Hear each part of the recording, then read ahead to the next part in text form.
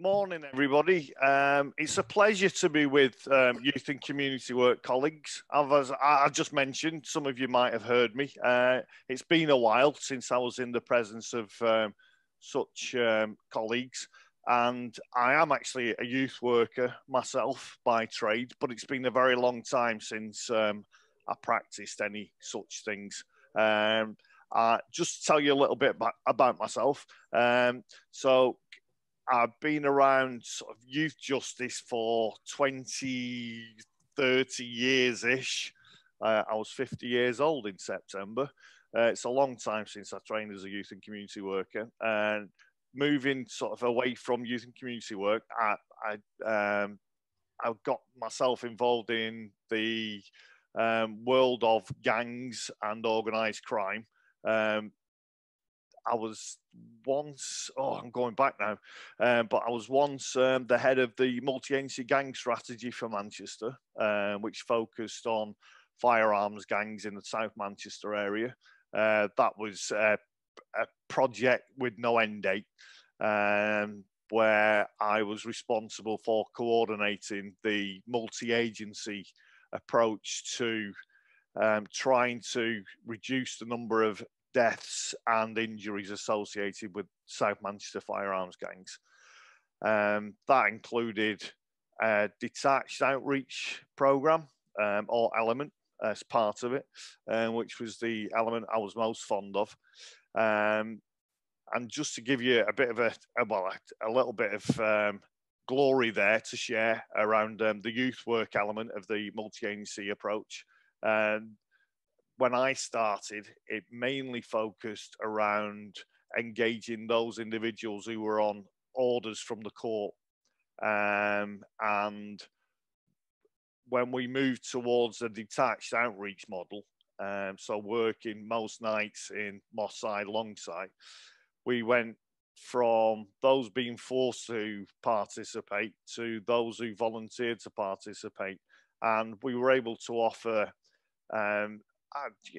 that traditional youth work approach where it was about young people understanding where they fit in their community, understand how they can improve and take charge of improving what their lives look like going forward.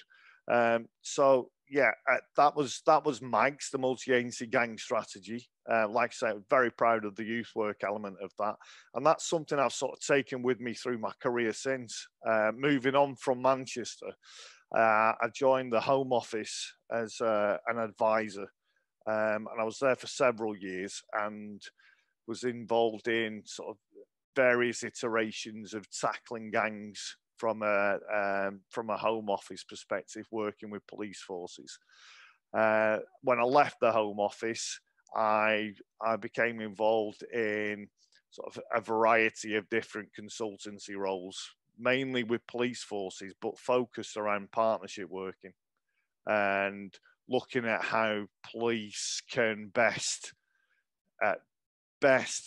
improve what they do with partners, what their relationships look like, creating equity within partnerships. So not always about the police having the upper hand or taking away information and doing what they want, but truly reflecting what partnership looks like. And that's sort of the journey I've been on since. I was responsible for spearheading something called Programme Challenger for Greater Manchester, which was a response to organised crime post the murder of the two police officers in Tameside. And that led me on a journey then towards some of the work that I'm presenting today, which was to post the incident, which was, I'm sure some of you will remember, a criminal called Dale Cregan was responsible for the murder of the two police officers. And what interested me at that point was what did we know, and what did the community that he lived in and that he had a very strong hold over understand about his role, and what could we better understand about his journey through his life as well. And interestingly, there were moments in Dale Cregan's life where he had been involved in youth and community services, But aside from that, what was clear was the way that organised crime had embedded itself within the community in Tameside, and the sort of the normalisation of that organised criminality. And what it looked like was that something along the lines of, not only was he involved in dealing Class A drugs, having young people who were distributing, selling drugs for him, but also selling illicit alcohol, videos, CDs, cheap fags to the shops in the local areas.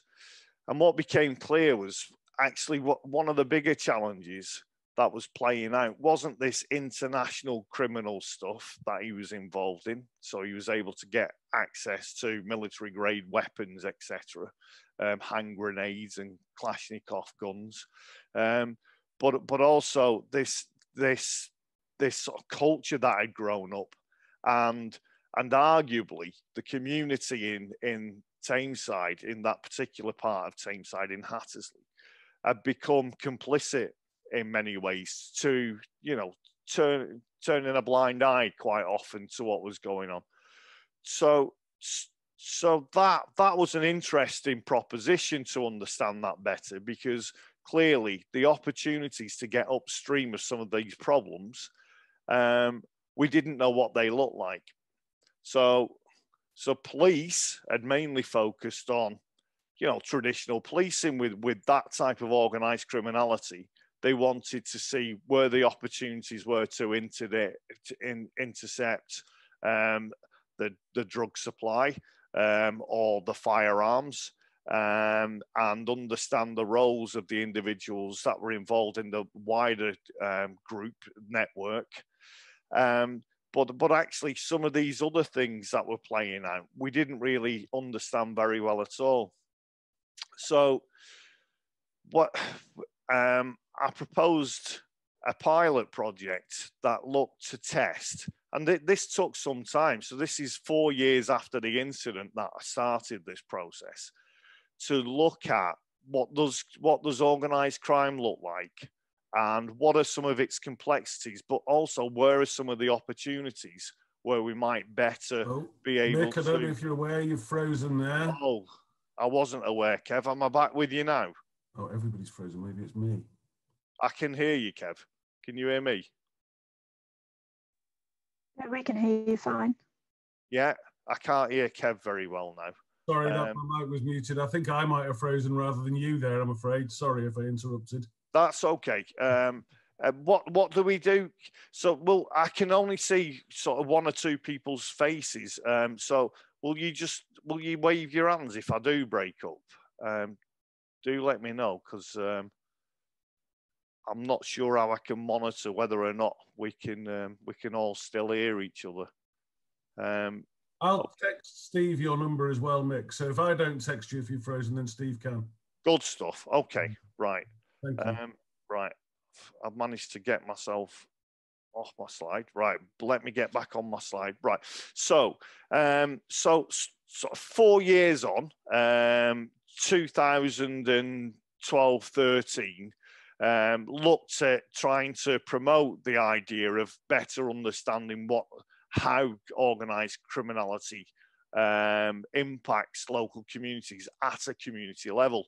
And then roll forward 7 years, I was finally able to persuade the powers that be that there was some use and some worth in understanding that sort of detail. And this is a project called Engage. Now, the findings of this haven't previously been shared. I think there's one other group that have seen these findings so far. So hopefully you'll find it useful.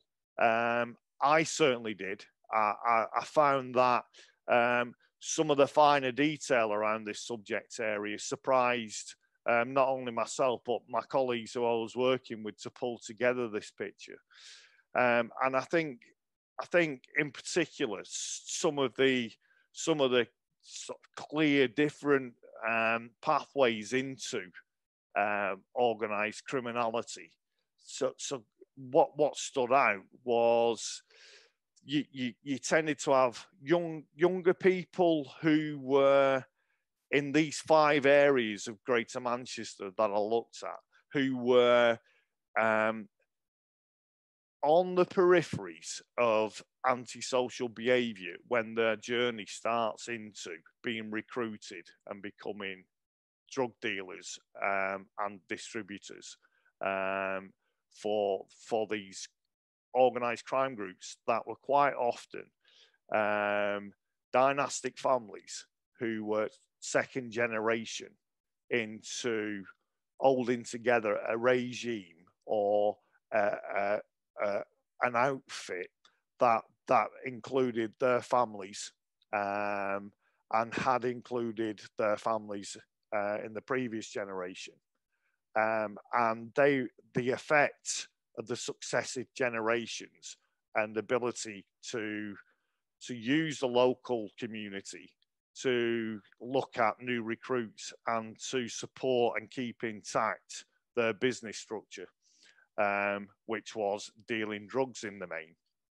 And so we were able to understand a little bit about the fact that that's what structures look like. But in terms of individuals, sorry, I've got my face and everyone else's face is right in the middle of my slides. So just still bear with me 1 second. Let me just do that. Right. Okay. That's better for me. So some of that initial look at what that community looked like led me on to some of the sort of more probing questions around well, how do we get to understand where the jump-off points are into organised crime? Why does some choose to go into organised crime and others don't? What does it look like in terms of that trajectory that these young people go on? And so drilling down, we were able to understand that prolific offenders tended to specialize in instrumental violence, and that was particularly a characteristic that an organized crime group would be keen to take the opportunity to recruit a person into a network or into a gang of organized crime, because violence was the thing that they often promoted as one of those key assets or favorable assets that would ensure the business model that they were keen to keep intact. Those involved in the OCGs, if I can use that acronym, so organised crime groups, were often convicted less in adulthood. And the suggestion there is you become more sophisticated, you get off the radar. A higher frequency of offender under 18. And so if you're looking at that young person who's been recruited to deal those drugs or to courier them across the country to our coastal towns, they tended to be 18 and under and 3 times more likely to have a conviction for serious or very serious violence. The frequency of offending reduces in the late 20s, was typical of the individuals in these OCGs that we were looking at in the 5 areas in Greater Manchester. And in the 30s, they're less frequent to offend, apparent but almost certain to have firearms convictions. So offending wouldn't be apparent in the late 30s. They become more sophisticated, more able to avoid the detection or avoid coming under the radar of the police. And where incredibly, although domestic abuse stroke domestic violence was present in the households of most of these individuals we're able to look at, were much less likely to be convicted of an associated domestic abuse crime. So some useful insights in terms of comparing those organised crime groups from those 5 areas. One of the bigger challenges was to try and actually talk to these individuals to understand their journeys and to understand how they became involved in organised crime. And with the help of the Northwest Organised Crime Unit, which is a specialist unit that focuses around the operational activities of organised crime groups, I was able to gain access to 9 post-convicted individual organised crime members, 6 of whom were drug traffickers, 1 of whom was a drug trafficker stroke money launderer, 1 was an armed robber, and 1 had been convicted of fraud associated with OCG activity. And these are some of the themes that came out of those prison visits I undertook with a colleague of mine, John Pitts. And I suppose just to share with you a moment that I'll remember going forward. Obviously, I've worked with organised criminals from afar, so going face to face didn't really intimidate me or bother me too much. You know, I'd say that they came from the types of communities I grew up in, for sure. So I was confident I could relate. But interestingly, I think for me, there was one moment where I certainly did feel out of my comfort zone. And that was with one gentleman who sat down with me. And I was interested to know, and my first and only question to him was, could he explain to me why he became involved in organised crime?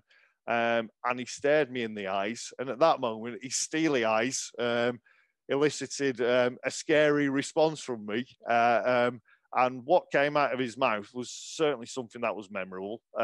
He went on to explain that he'd always wanted to be involved in organised crime. He'd always wanted to carry a gun.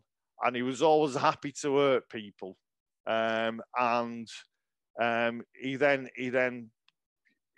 got up out of his seat and he walked out of the room because he didn't want to participate any further.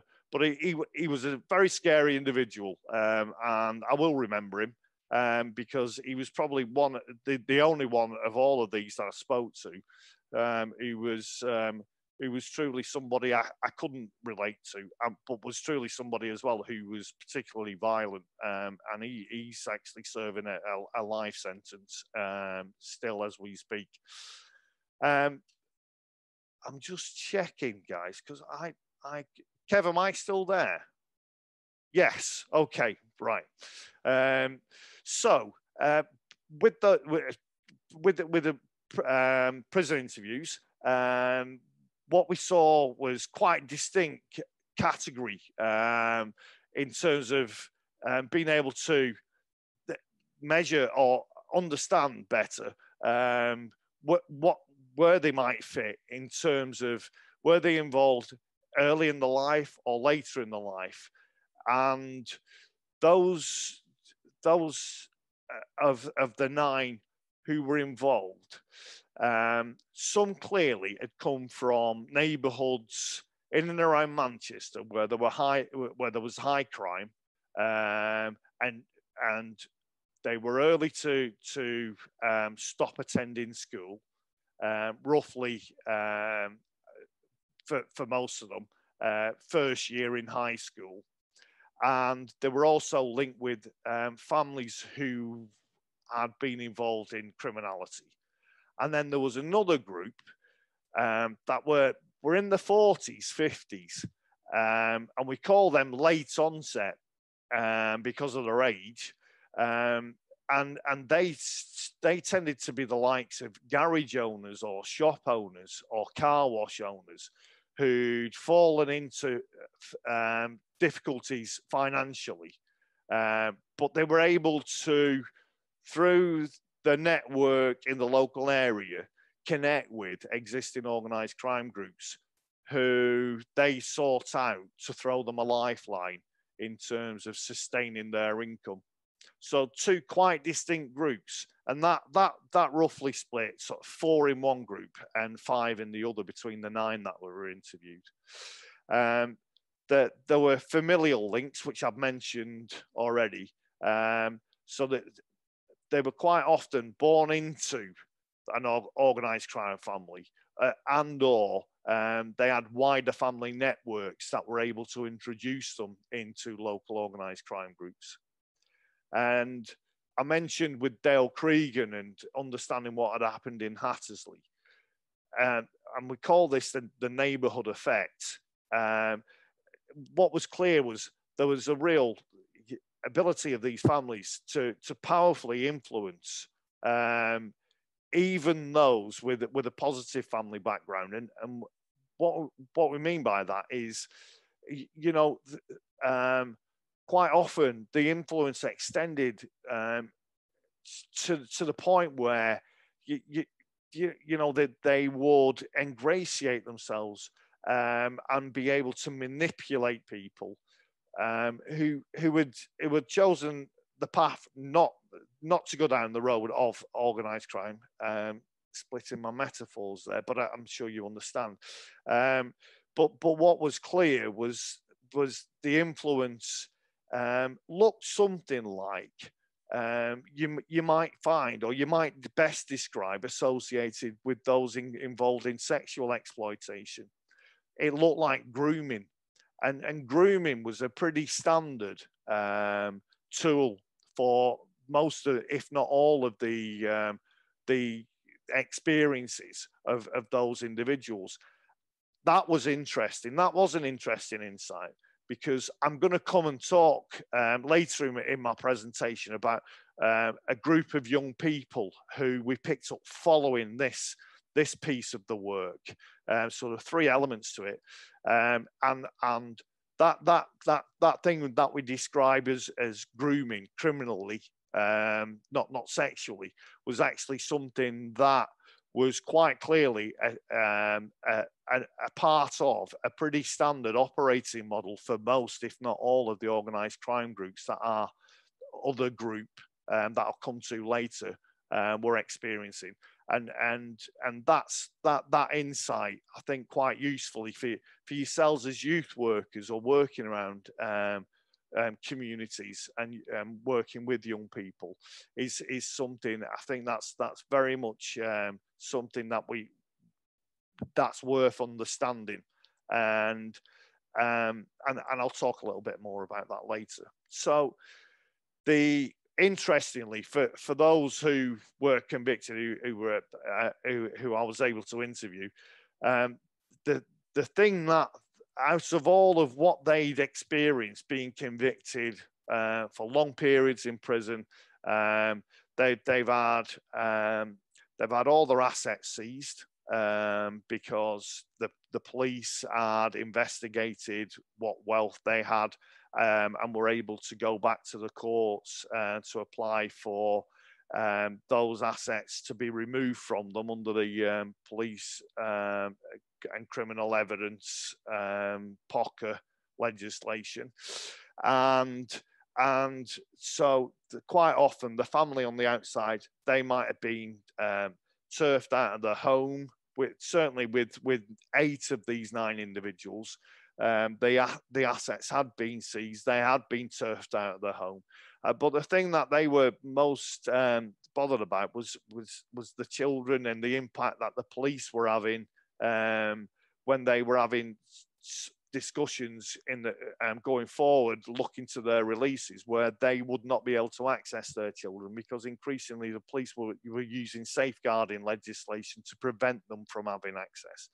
So that was another takeaway finding, looking to how you might influence their behaviour when they were reintroduced to the community. Let me see if I can move a slide on. Is it not playing? Oh, here we go. Right. So having undertaken the interviews in prison, we wanting to know more, and certainly I've got an insatiable appetite for wanting to know more and better understand how things play out, particularly for young people. But getting this sort of wider context, it was actually hard to do. There are not many published research papers that have included interviews directly with those who were post-convicted organised criminals and young people who were actually involved. So there were lots of gaps in our knowledge in terms of what might we do and how might we do better what we do to better respond to this type of criminality. And I hope as I go through a little bit further now, you'll see that the connections and some of the more detailed understanding does have real relevance in terms of what we're faced with at the moment. And this phenomena, particularly around county lines and child sexual exploitation, grooming by gangs and groups, and how that links into our practice. So some of this background knowledge was able to influence some of our thinking, and certainly colleagues in Home Office, Department for Education, they're all particularly interested in some of these insights because this challenge isn't going away. And if anything, this business model that the sort of last 5 years has been really, part of the standard MO for most of our drugs gangs, and the power and the influence that they're wielding over young people continues to grow unabated. So the next step was, okay, so these organised criminals, they're convicted now. We've got some insights. They've told us roughly what their experience looked like, and we saw some similarities. One striking similarity was school and their absence from school, and they would reflect all bar one would give an account of their lives that went something along the lines of: didn't like school, disengaged first year high school, then I was put on a reduced timetable, then I had more time on my hands, then I was out and about on the streets during the day, then an opportunity presented itself, so I started smoking weed, and then I wanted money for weed, and then that was collectively for that group their route into organised crime, where they were involved in their early years. So we had two distinct groups, but some clear patterns as well. But we needed to test that a little bit further and understand better what our partners have done with these individuals, which agencies have been involved, and also what have we tried and what hasn't had an impact or made a difference to them. And so we undertook something that I facilitated in Greater Manchester called systems thinking workshops, and interviews with professionals who had worked previously or were working either knowingly or unknowingly with individuals, and quite often through this process. So that it was a round of 10 workshops, and we had all manner of agencies and partners sat down to look at individuals that quite often they weren't aware, although they were working with them, were either involved or had been involved with organised criminality. And we were able to convene these workshops to try and understand sort of what the sharing sort of contextual information, the family histories, and try to look at sort of improving our understanding of what sort of case planning or case management planning had taken place for those individuals. Looked at mapping out some of the families, and understanding what assessments had been made by our individual partner agencies. And clearly, the picture there was you know, our partners were working, or we as partners were working in isolation. So we were all assessing, and we were all undertaking our process sort of mapping or pushing these individuals through our processes. But the isolation, the lack of joining together, what we knew from the primary school teachers, or who quite often were seeing children who coming from households where the police had gone through the door the night before. They'd come to school on more than one occasion, many occasions where quite often the father had been detained by the police, and primary schools, interestingly, they knew so very much about what was going on. So we had primary school head teachers and primary school teachers who were part of this, and they stood out for me with particularly around their knowledge. They stood out because of their knowledge and their understanding that they had of not just the children they were working with, but the families as well, and quite clearly what they knew. And what children's social care might know were quite often unlinked, and I think underappreciated as well. So I came away from sort of that remembering quite clearly. You know, it's about teachers seeing these people, young people day to day, and not only that, they've seen several generations. So in fact, they did know a great deal, and they had tried for many years to step up when it came to protecting and safeguarding the children of these known organised crime groups. But a pattern that we picked up with some of the individuals, following them back into the community and looking at them through this systems thinking workshop approach, was the prevalence of sexual violence at an early age. So that there was quite clearly, you know, that trauma that was there, that potentially leads them more towards, you know, this not just this life of crime, but that ability to use that instrumental violence, which was so key to these individuals. And I base that on an assessment, not that I made, but by colleagues with criminology and psychology backgrounds. So sexual violence was a factor at an early age. Domestic abuse, I would say, was the number one crime type that was relevant to all of those that we were looking at.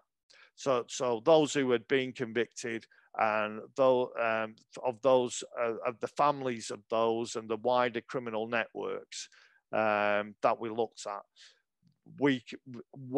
the domestic abuse was widespread, and in all 10 of the areas where we undertook this systems thinking workshop deep dive process, it was either them as a victim or witnessing or as a perpetrator of domestic abuse that seemed to be something that was quite clearly playing out for them throughout their lives and from childhood as a witness. So domestic abuse in the household that they grew up in, or as they became adults as a perpetrator.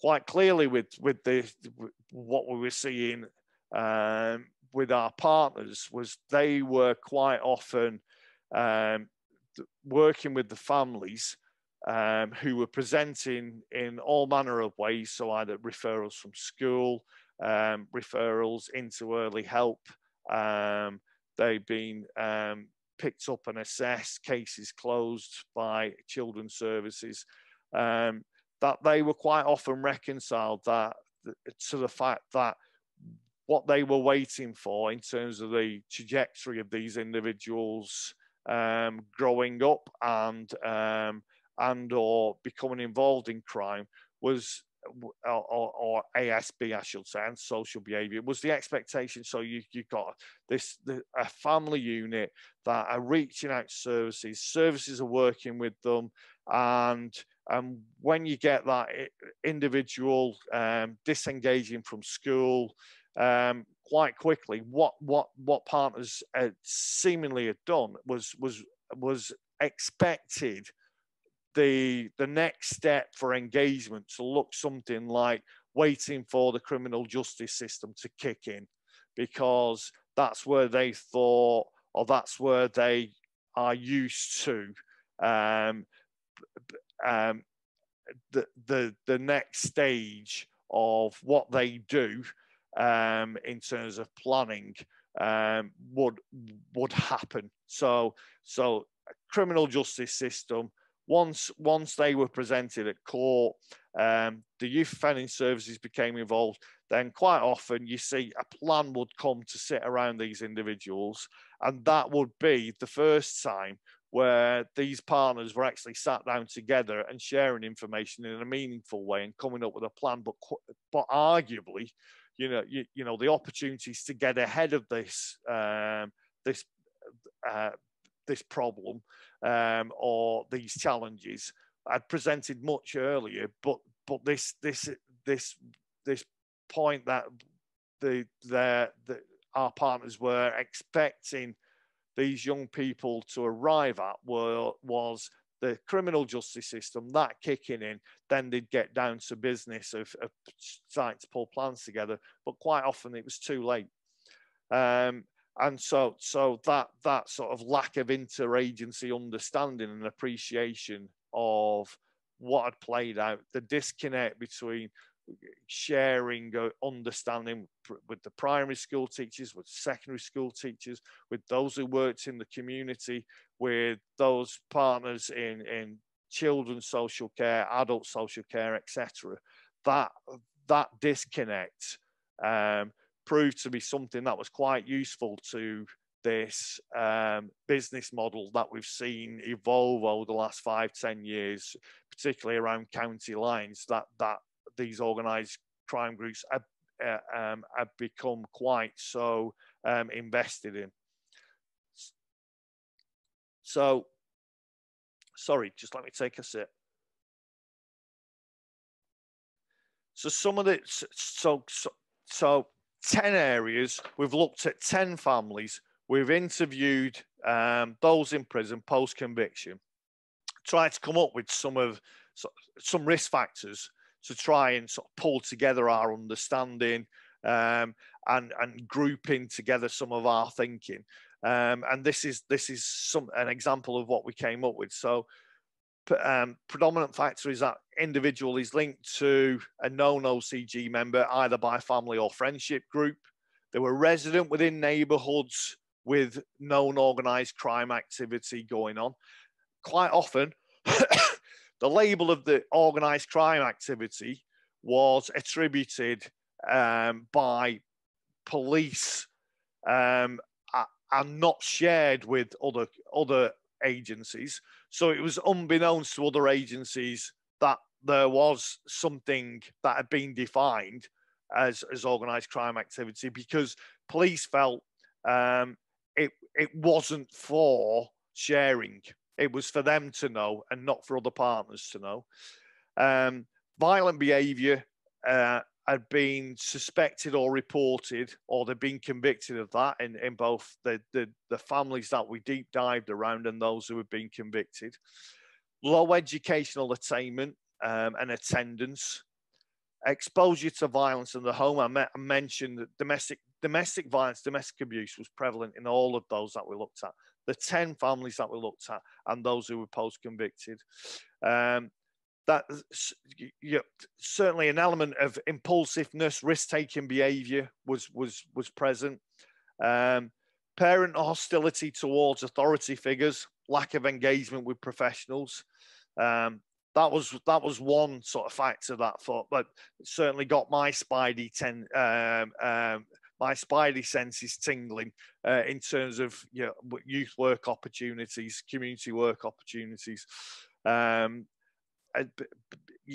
because it was clear that hostility was there because there were quite often reasons for that. So agencies had failed them. Had picked them up, dropped them, no explanation, no follow-up. They felt like they cried out for help, and they weren't there when they most needed them.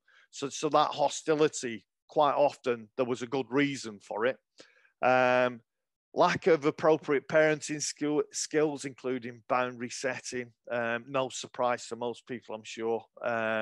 Involvement in ASB, criminal justice, most definitely. Substance use,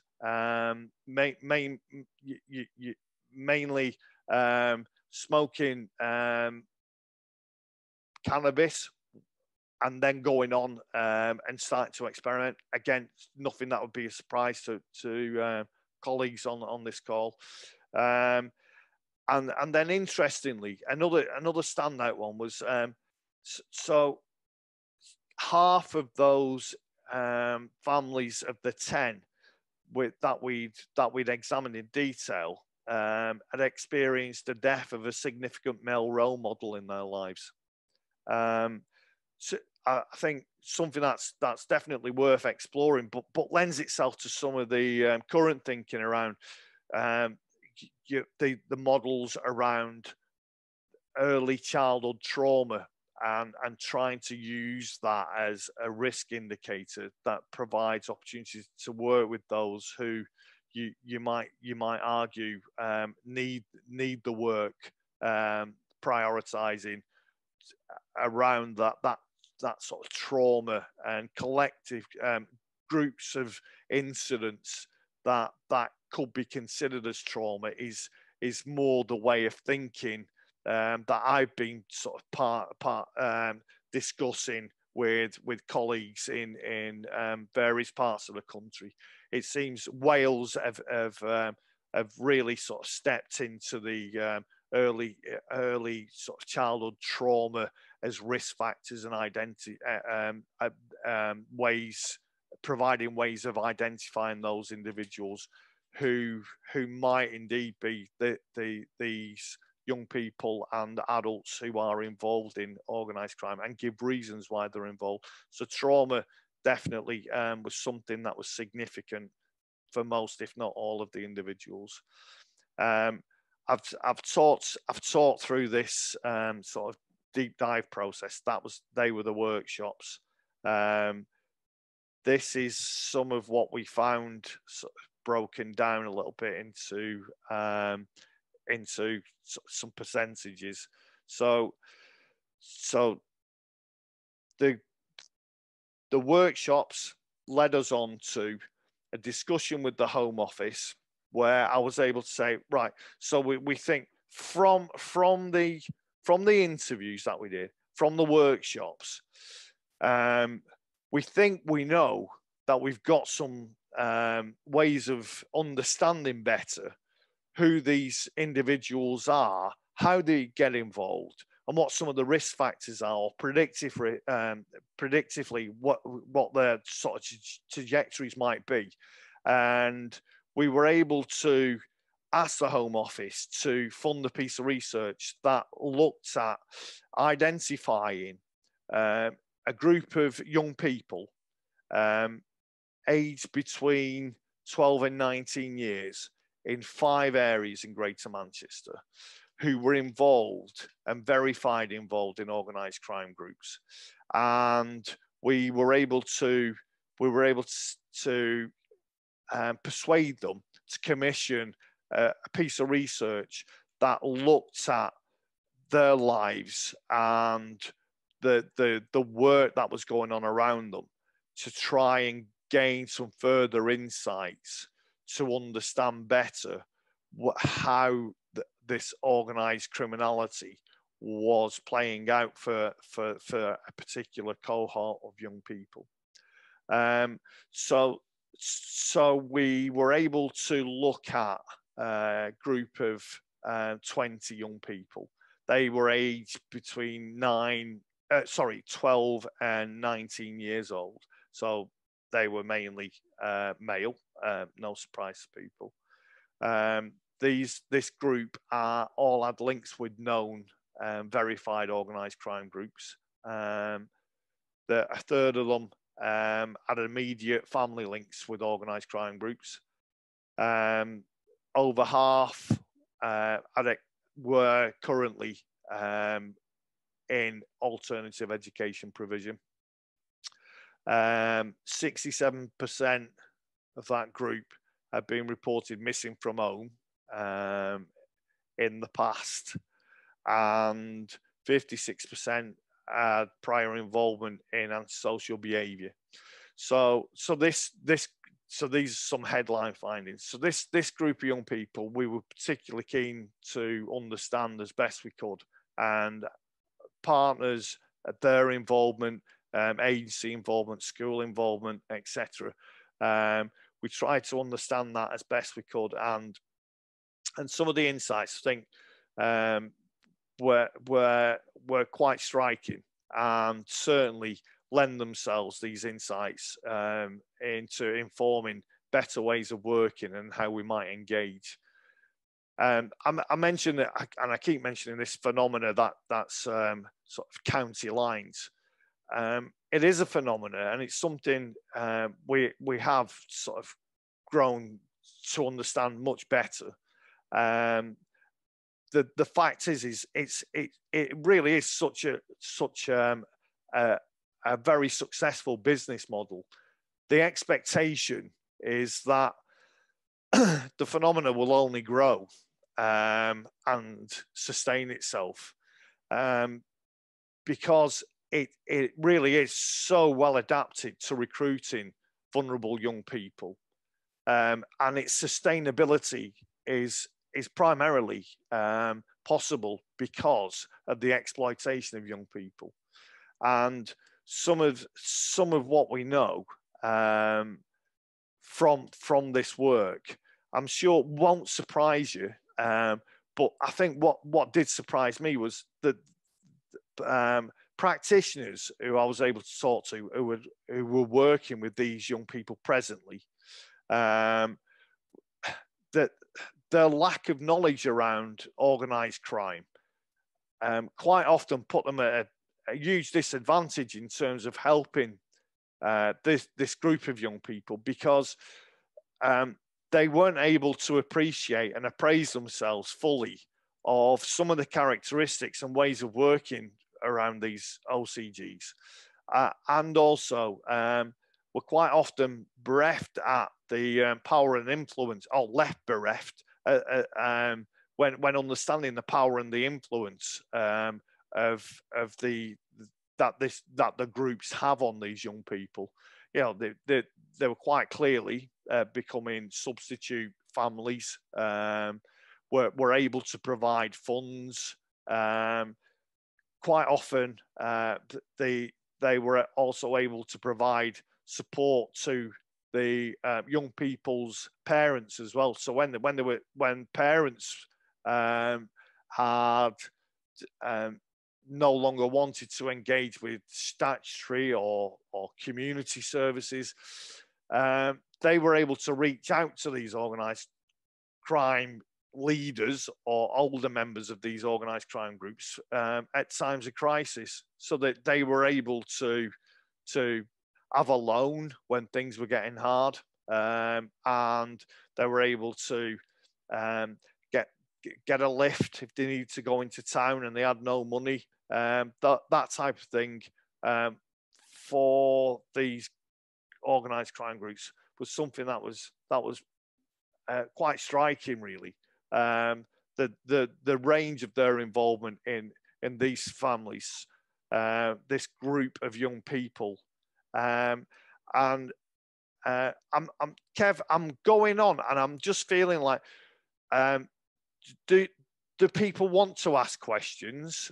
I'm conscious I'm just sort of going through and I'm talking a lot, and there might be things that we can leave till the end if people are happy to do that. Or equally, and I should have said this, and forgive me for not saying it at the start, I'm happy to have a discussion as we go along. Well, we've been going for an hour, so I mean, yeah, if anybody's got any reflections on what's been said so far, I mean, from my perspective, it's kind of the useful thing for me with all of this is, first of all, it's impressive how thorough the work is, and secondly, in terms of the role of youth workers in all of this, I mean, as you know, I'm always a big exponent of the value of the relationship the youth workers have, because it gives us sort of access to what's going on with young people, often more than many other professions. And so how youth work fits in with that and can be informed by this sort of information is something that really interests me. I don't know what anyone else thinks. Has anyone else got anything they want to pipe up with, or do we want to carry on to the end and then have questions at the end? What does silence mean, Kev? Carry on. Means everybody's happy. Carry on. Yep. Yeah, carry on. Yeah. Faces all over the place, Mick. Okay, thanks, guys. It's good to know you're still there, and it's as long as you're finding it engaging. But just quickly, Mick, I've got a quick one. What's an RJ? I missed that one. Oh, right. Okay. Yeah, I was just about to explain that. So restorative justice. So yeah, on-street disposal option that's used by police officers in Greater Manchester in particular. Yeah. Are you familiar with RJ? So, yeah. So this group of young people. So we know at this time that they're involved in organised crime, but we've had that verified. We were able to ask questions of schools and youth workers, of police officers. So we were able to ensure that we were looking at young people who were at this time. So this is over the period over the last 12 months, involved in mainly in drug dealing for organised crime groups. So we started with 20 young people, and they were from 5 different areas of Greater Manchester. And like I mentioned earlier, so the eldest was 19, and of that group, 20 out of court disposals recorded between them all.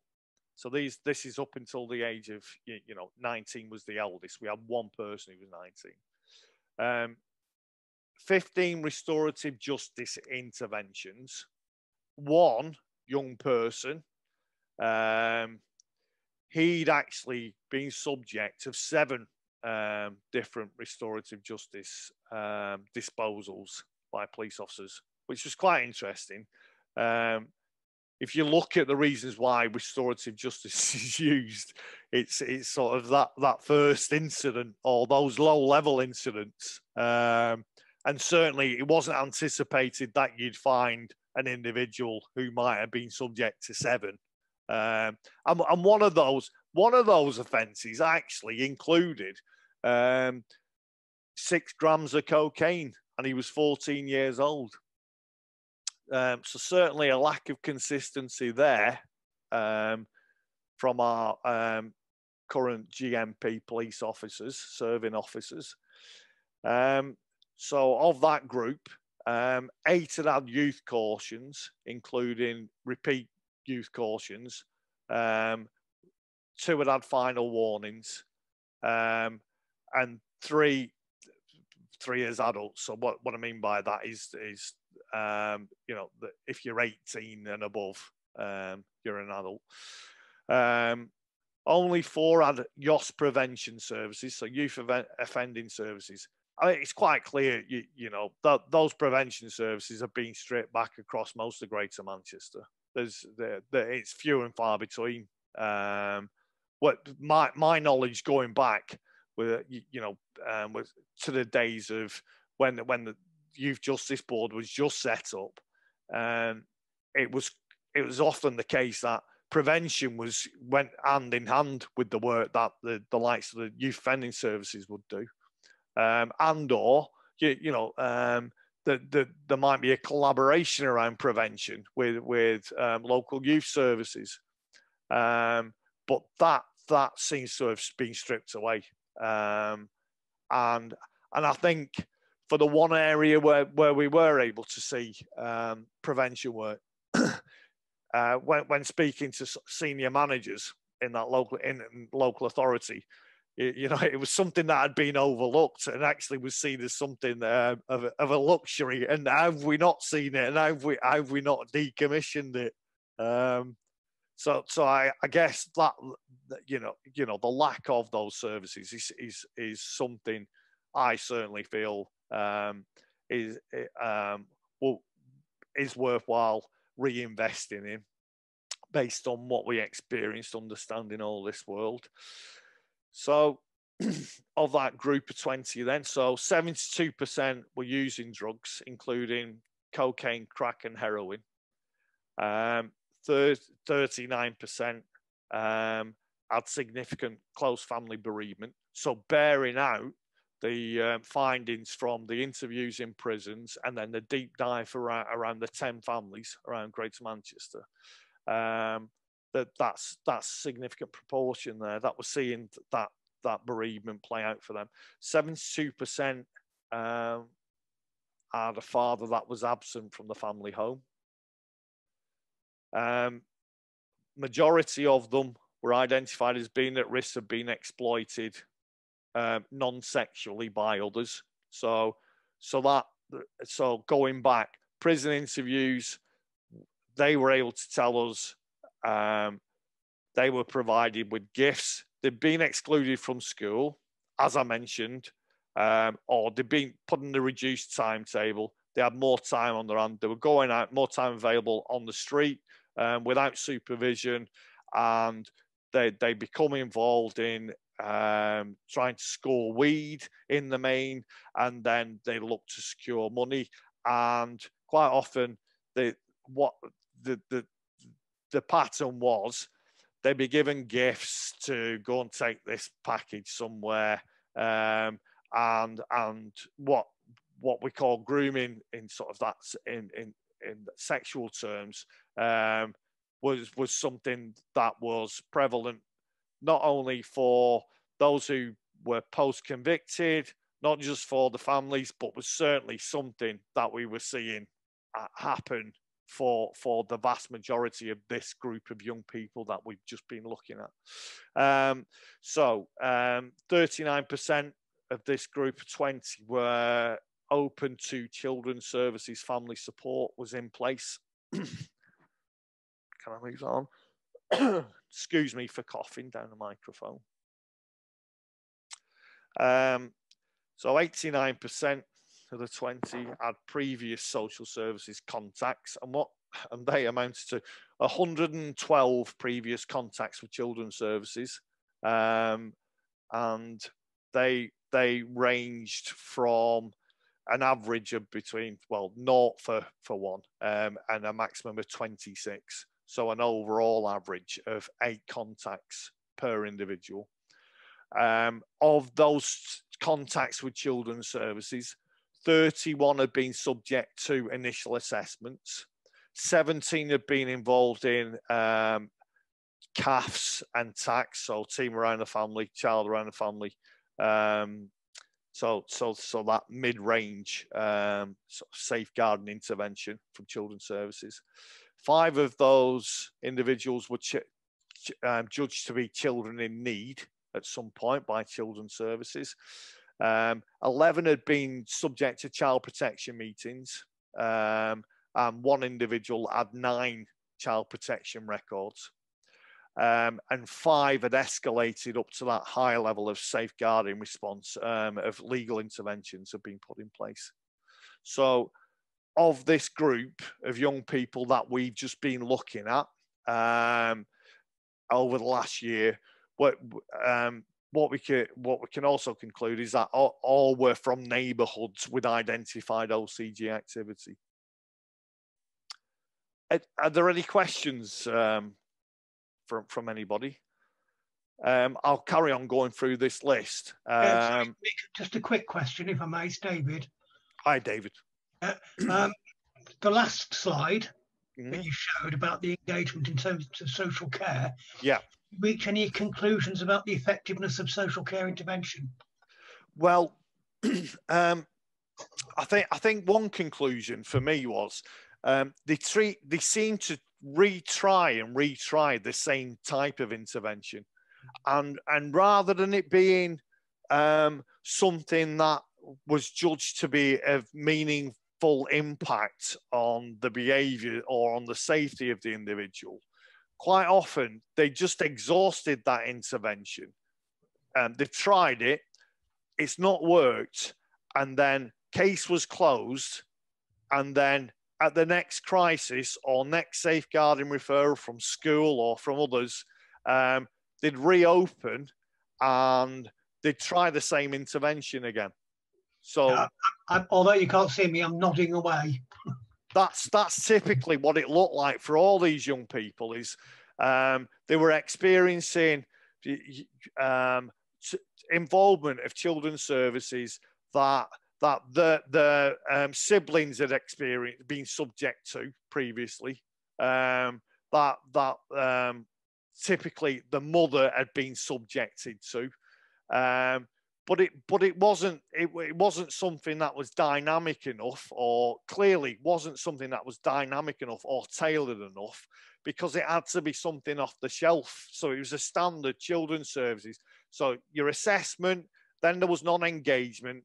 And then even with the team around the child, you know, that idea that you're sort of engaging them and staying involved, and you're trying to, you know, de-escalate from referring up into these higher threshold services.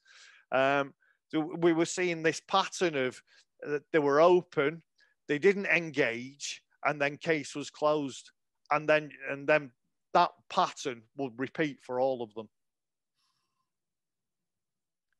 So I mean, I don't know if that surprised you. It certainly surprised me, because you know, really, that those different levels of interventions you would have expected would have been used to escalate, and not quite simply, if they fail to engage, that the case will be closed. Because how's the risk changed? You know, how have the safeguarding issues that were identified, how have they changed if the family hasn't engaged with them?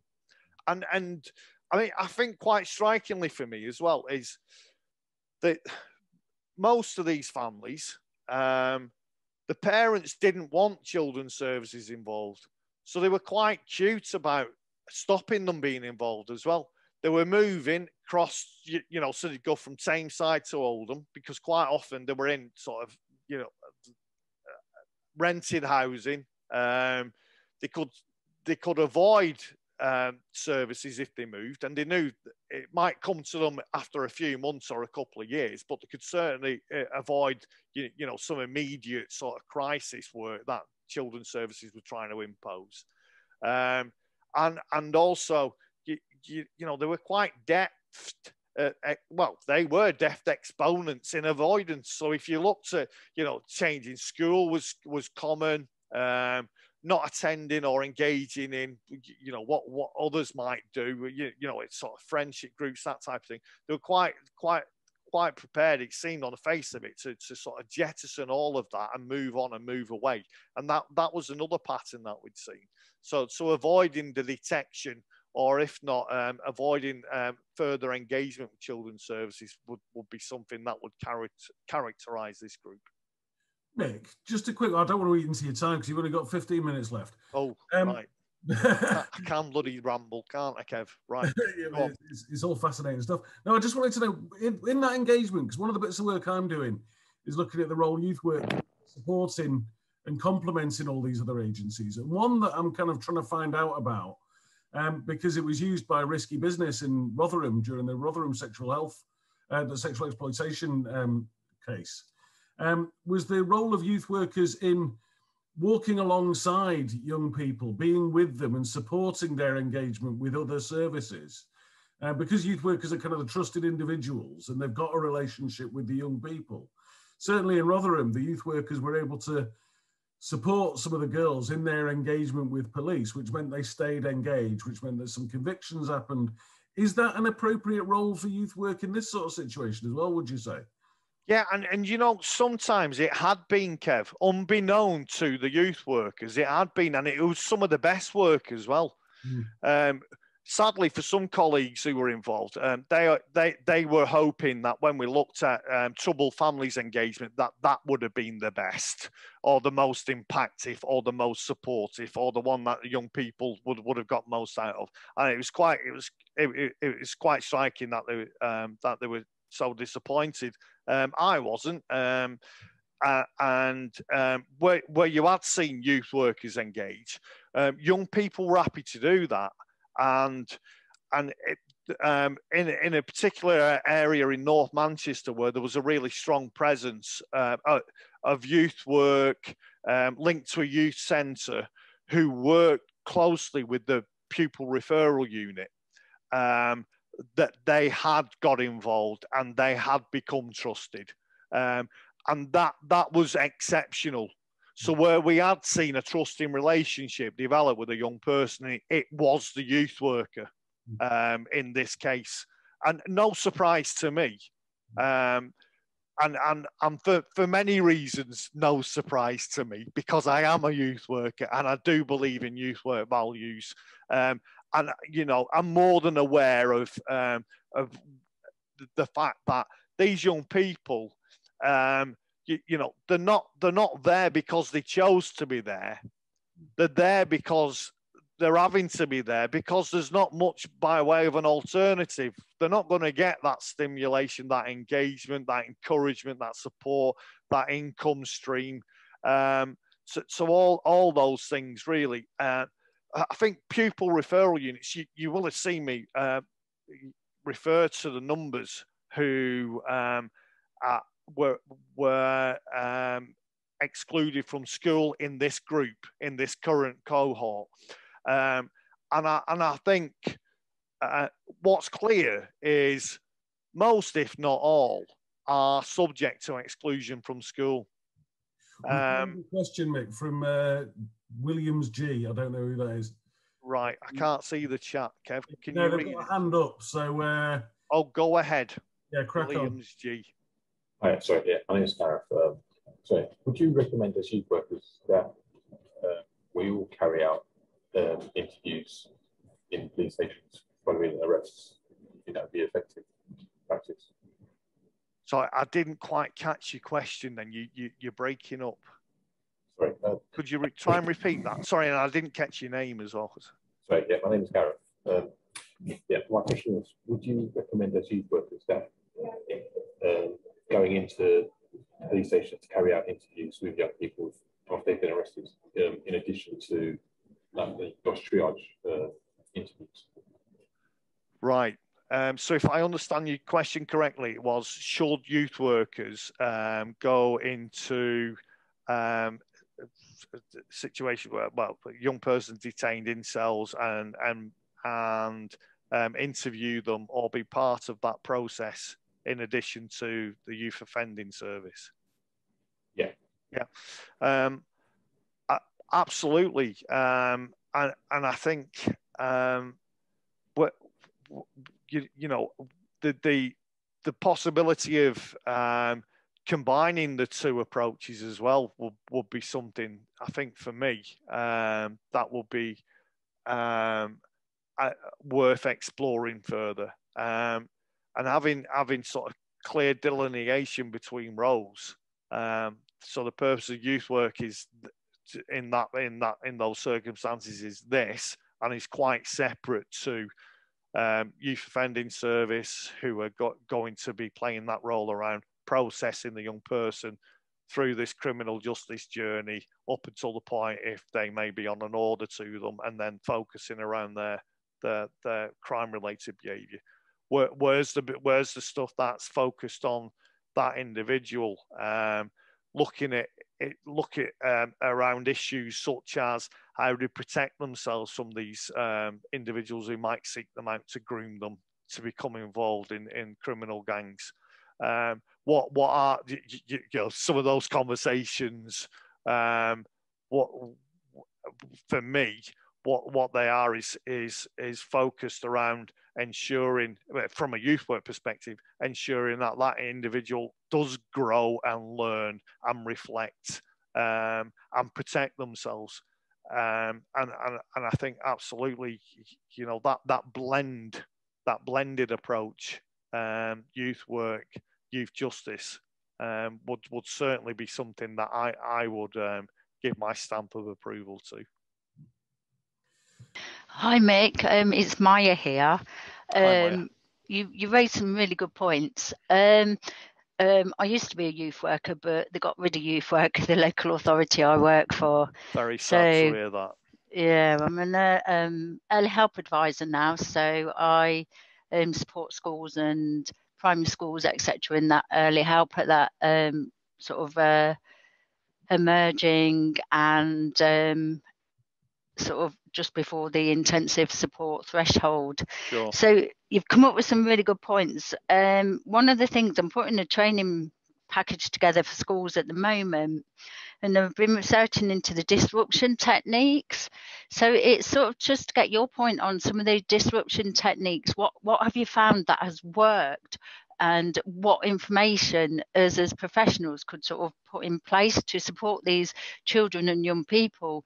Because as a youth worker, I did have a young man who did go into county lines, but the reason was because he wanted to protect his younger siblings from the man who was the perpetrator and who was in OCGs. And he decided to go out and earn the money as well to protect his siblings and take on that role. I hope that makes sense. Just yeah, absolutely. Yeah. Trying to rush a bit because I'm aware of time. It's okay. Go on. And so it's, as a youth worker, I was his mat worker, and it's like I tried lots of different strategies, and you were saying we need to be looking at new ways and different methodology of supporting these young people. And it's sort of like just looking for some ideas, really, please. Thank you all. You're welcome. And nice to meet you, although it's virtually. I'd say there's no one size fits all. Clearly, some of the factors that we've been able to tease out of this research, I would hope can be used to inform the types of interventions that we might bring up.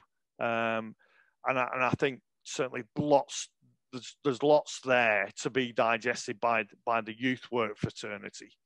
I think in terms of this group, or these groups that we've looked at, I would say absolutely key to whatever intervention is tried is to understand the MO of the organised crime, that activity that they're linked to. So if the organised crime group is recruiting these young people to go into Manchester city centre on a Saturday afternoon to stand outside Urbis to use a phone to deal drugs on the street, or if they're giving them a Kinderheggs stuffed with cocaine to take across to Hull from Manchester. Understanding the way that the organised crime group works is absolutely key and instrumental to what impact you might make with these young people in diverting them and protecting themselves as well. And unfortunately, and it is unfortunate, those insights are often police intelligence, and that police intelligence is quite often limited in its sharing, and it's restricted, and it's placed you know, in that box where it's for them to know and not for them to share. And one of my big pushes and pushbacks to the police is actually the working together is where we get the opportunities to get these young people out of this way of life. And it quite often does become a way of life. I use that word deliberately, that phrase deliberately. And it takes the effort of all our partners to divert them, and these insights are absolutely critical to how you might divert as well. So understanding some of the tactics, and I was going to come on to this case study just recently that's played out in North Manchester and with a couple of young people, and the impact that it's had taking them away, and how it's played out for the mother in particular in this household. We might not get to discuss that, but I'm happy to share these slides, and then that summary, that case study's in there.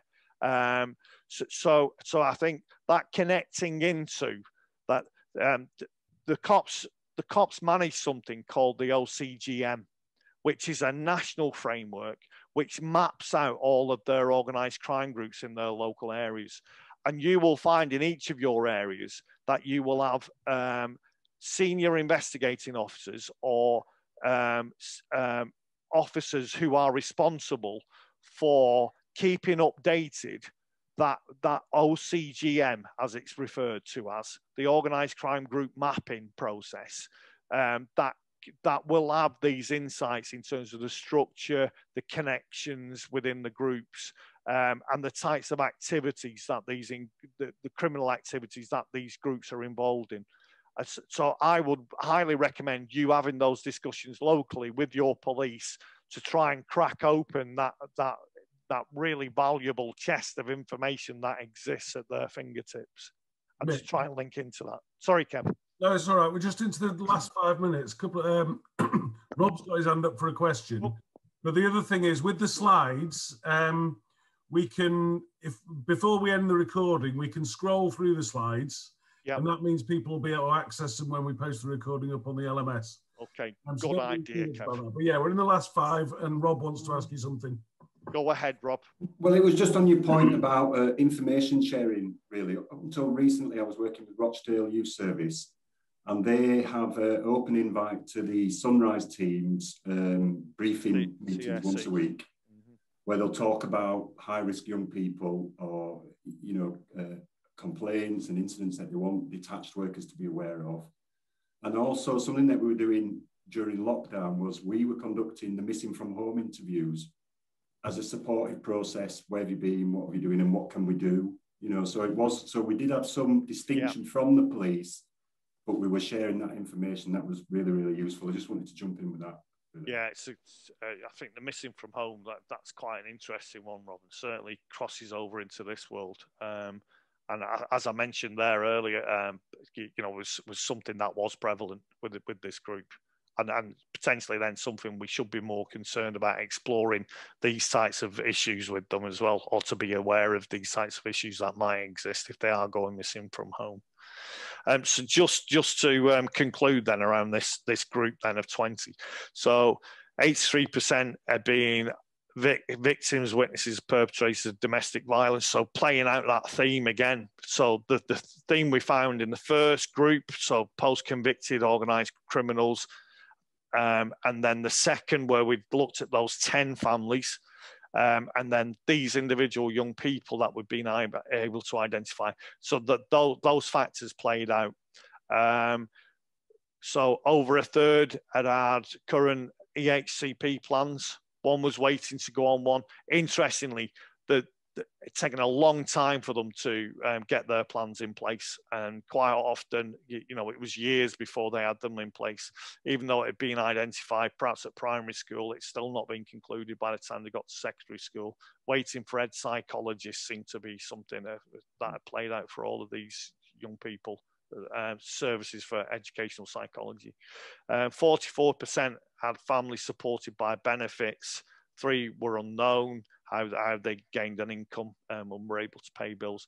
33% had identified mental health concerns, and perhaps that's a underrepresentation of the true nature and scale of mental health issues. A third, early sexualized behavior, schools reporting that, primary schools, secondary schools reporting that. All had a history of violent behaviour, of sort of violence either towards individuals or perpetrated against them. 56% family intervention support had been provided, and 2 of these on more than one occasion. So that's troubled families type intervention. So it's troubled families had touched their lives, over half of these young people's lives. And 2 or more of these had troubled families that they'd been open to and close to troubled families.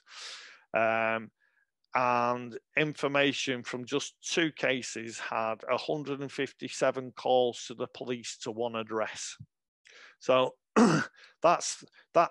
And how I'd summarise that basically is police had been used to try and parent children in these households.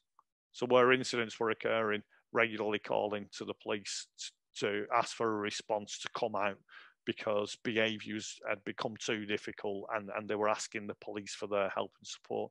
But you know, that plays to you know, some of this narrative that's coming out of the Home Office, where they're saying, you know, why are police responding so many times, and you know, what is it we can do to better respond? Two addresses, 157 calls. You might call that high demand. This family, Kev, I'm going to conclude here, and I'm really sorry I didn't get to this bit, but I think you got that wider context. You've got all that, and I'm just going to quickly flick through this because this is actually current. I'm not going to say which area of Manchester, but it's an organised crime group I'm familiar with. They recruit lots of young people. That business model, County Lines, is their bread and butter. This little part of the presentation here just goes through what I was able to understand about what happened in their lives, and I've tried to look at sort of the significant jump-off points in their lives, where interventions, support's been offered, and what their criminal careers look like, even though they are still very young. And I've tried to track what sort of involvement with which services, and looked at what the organised crime group looks like in this area of Manchester. And I've sort of brought it right up to date as of 2 weeks ago, with the experience of the mother having her property attacked, which was just alluding a little bit there to the risks, but also to the fact that although there are risks, yes, associated with engaging these young people, actually you're doing it, and quite often you're doing it without knowing that they're involved. Can't hear you, Kev. That's because I'm muted. That'll be it. Thank you. We're getting good feedback in the chat. Everyone's very grateful. Someone's asked if it's possible to share those slides. I will be sharing them on the recording, but they won't be as a PowerPoint presentation. I don't know whether they're available, Mick, or whether they're your... Yeah, Kev, and the little bit I'd like to do for you is just to put your logo on there, you know, because this is the work that I pulled together for yourself. So let me do that, and I'll send it to you, and I'm more than happy for you to share. Right, excellent. So if people want to contact me, give it a week or so, and you can contact me, and I can email the slides out to you when they're there. Also, before everyone goes, there will be any second now a link to an evaluation form, which will pop up in the chat. If you could click on that before you go, then you can leave it open in your browser and fill it in at your leisure. That'd be good. We do need that though. It's good for us to learn how to improve these or what people like, and it's useful for our feedback to the lottery as well, who funded all this. So just to wrap up, Mick, thanks very much. You know that I've heard you talk on this subject a few times, and it's always fresh and interesting and insightful. Thanks, Kev. You're very kind, and you're very welcome. Well, and it impresses on me kind of, there's obviously a role for youth work to take up, working in partnership with these services. And for me, the takeaway from all of this is that we should be clearer about that, and we should be more insistent on the role that youth work plays, because we do have that relationship that other services don't have, and we're not a poor relation. We're a cog in the wheel, if you like. And I think it's there's a duty for us to be shouting about that, I think, as well as for other services to be looking to us. So yeah, thanks very much, Mick. And hopefully you're welcome. See you again. Yeah, that'd be nice. Great stuff. Nice to meet everybody virtually.